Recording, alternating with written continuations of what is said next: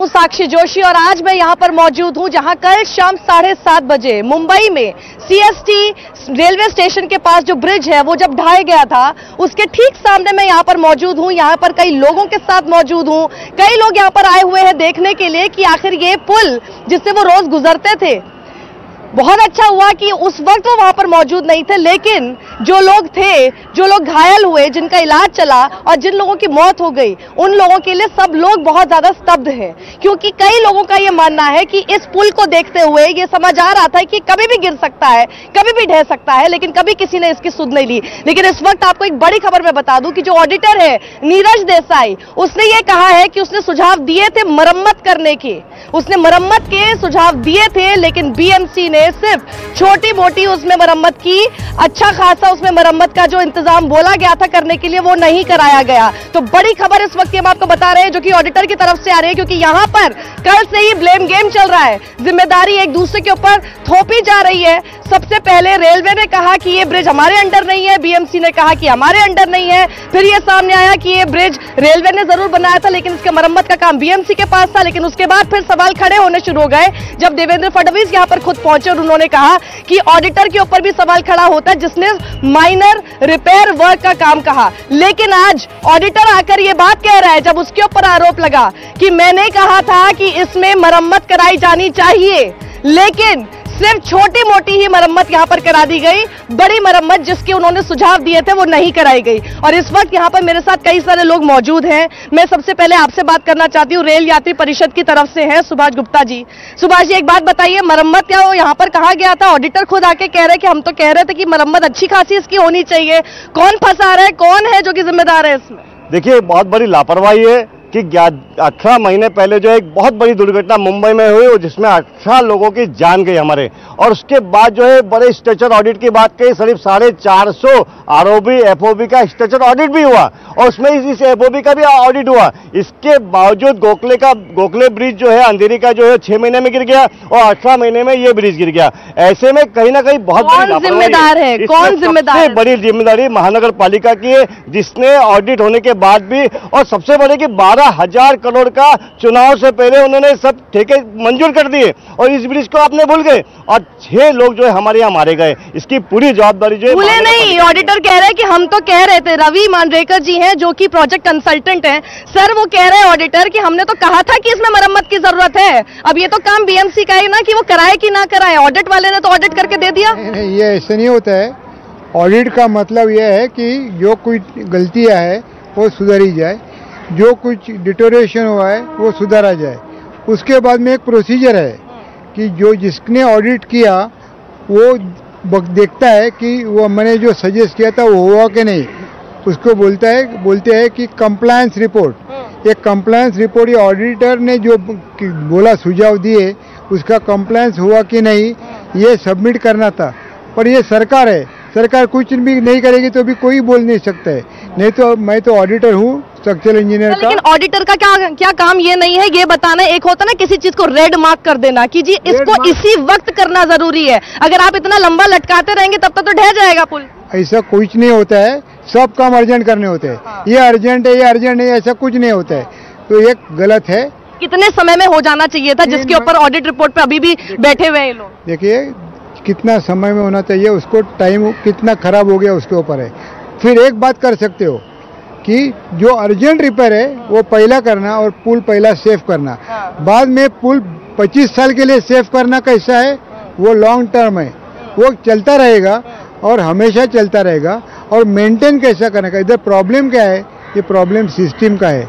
और खरी अभी किसी को एक गलत के उसको फांसी देना। ये आदमी क्या करे, सिस्टम का प्रॉब्लम तो चल रहा है। अब ये बताइए, ये अपना बैग टांग कर, मुझे पता है ये रोज यहाँ से गुजरते होंगे, पता नहीं कितने पुल यहाँ पर आप अभी तक इस्तेमाल करते होंगे। अब आप सोचिए, ये जो ऑडिटर है इन्होंने तो सारे पुल को सेफ बता दिया अभी तक। आपको लग रहा है कि उन पुल पे आप चढ़ेंगे अभी आप सुरक्षित रहेंगे? जिस ऑडिटर ने इसको भी सेफ ही बता दिया था। चलने छोड़ जाएंगे, अब नीचे जाएंगे, गलत है ये। आपको किसने बोला सेफ है करके? जी बताइए ना, तो भाई क्यों नहीं हुई सर मरम्मत? मरम्मत क्यों नहीं हो? सरकार को पूछिए ना, ऑडिटर को क्यों ब्लेम करते हो? क्यों नहीं करेंगे सर ऑडिटर?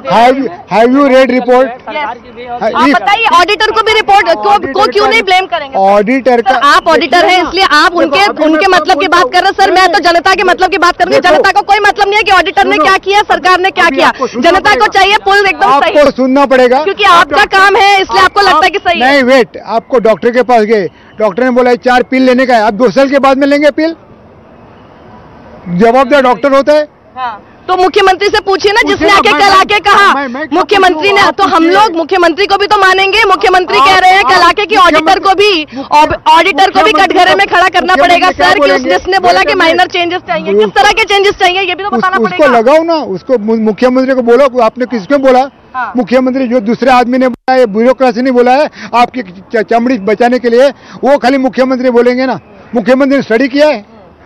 आप किसी को भी, आप पहला क्या है, ये ब्रिज तो गिर गया, दुर्घटना तो हो गई, इसके आगे मुख्यमंत्री क्या करेंगे दूसरे ब्रिज को बचाने के लिए? वो उनको पूछे। आप एक आदमी को फांसी देके क्या बाकी का प्रॉब्लम सॉल्व होता है?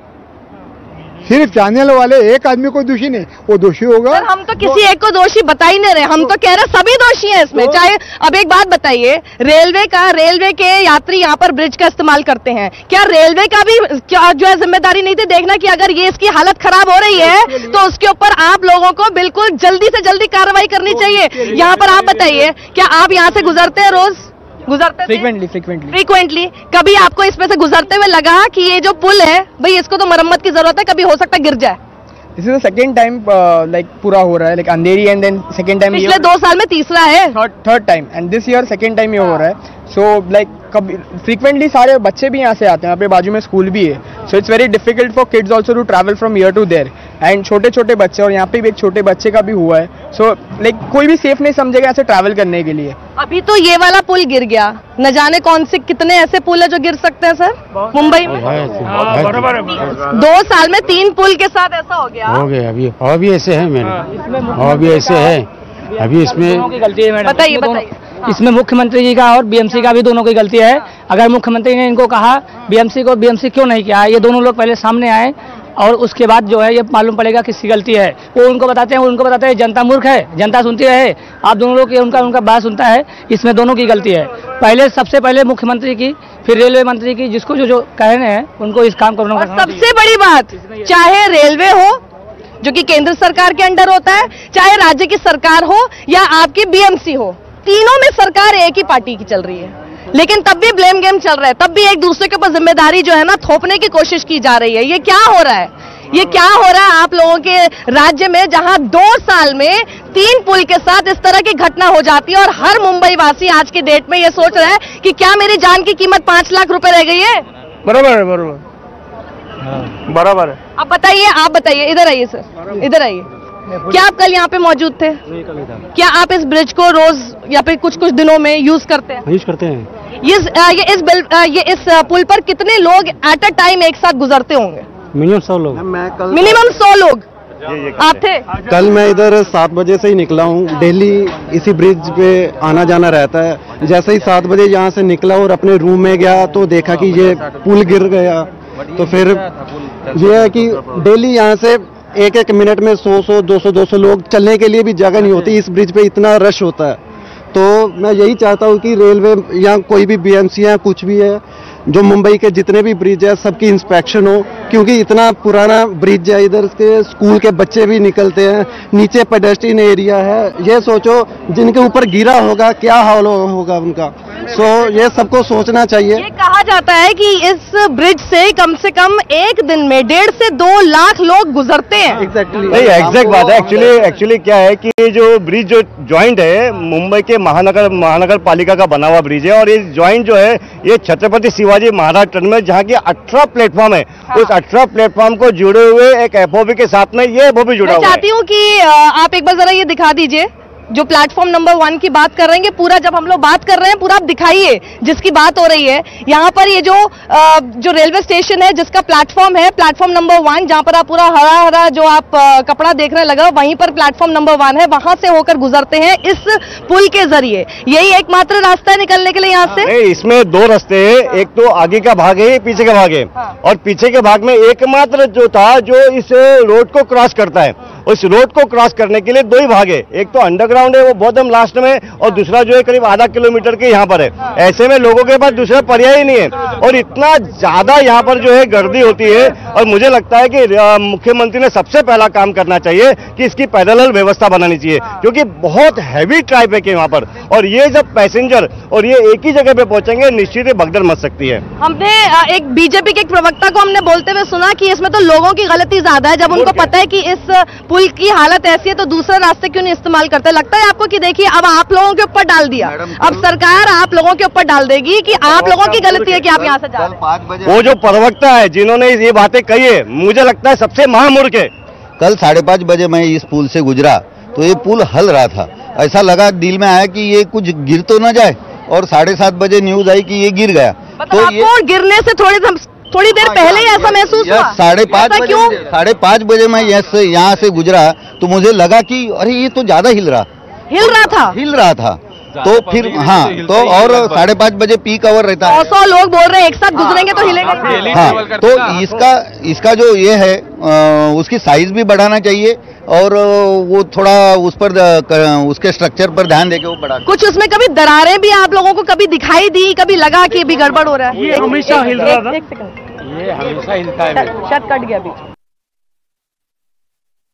सहयोगी साक्षी जोशी को आप देख रहे थे, जो कि मुंबई में उसी पुल हादसे वाली जगह पर मौजूद है और लोगों से बातचीत भी कर रही हैं।